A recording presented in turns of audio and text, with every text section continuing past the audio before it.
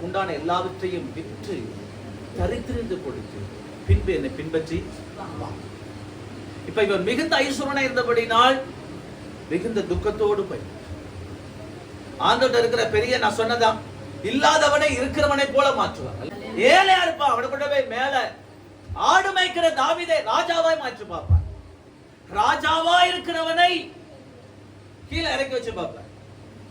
அப்போஸ்தலனாகிய பவுல் மிகுந்த பணக்காரன், மிகுந்த ஐஸ்வர்யவன், ரோமன், எபிரேயன், பரிசேயன், லாபமான அனைத்தையும் நஷ்டையும் குப்பையுமா இருந்தார். அல்லேலூயா. என்ன பண்ணினாரு? பெரிய ஐஸ்வர்யனான என்ன ஆயிட்டாரு? காரணம் என்ன? உன் நம்பிக்கை, உன் விசுவாசம் ஏன் மேலதான் இருக்கணும். பணக்கார ஏழையாகிறது இங்க பெரிய பெரிய பிரச்சனை இல்ல. ஓ விசுவாசம் ஏன் மேல இருக்கணும். இதுக்கு பேர் தான் ரட்சிப்பு. நம்பிக்கைக்கு வித்தியாசத்துக்கு ரெண்டு வித்தியாசம் இருக்கு. நம்பிக்கை என்பது பழகும் போது வருவது. நீங்கள் விசுவாசித்து ரட்சிக்கப்பட்டீர்கள், ஆனா இயேசுவோடு பழகும் போது நம்பிக்கையினால் வாழ்கிறீர்கள். விசுவாசம் காணாதவைகளை பார்ப்பது விசுவாசம்.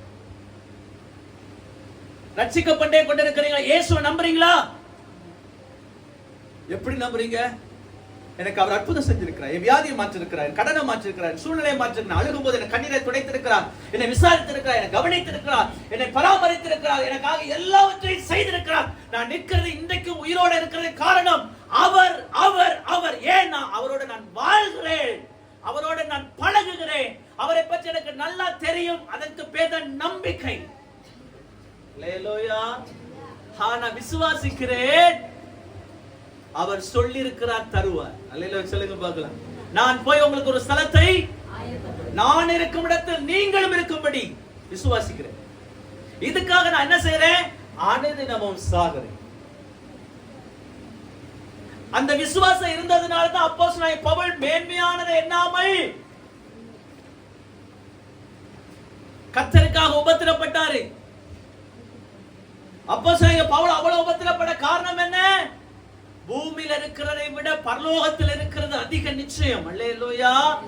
காண்கிறதை விட காணாதவைகள் நித்தியமான.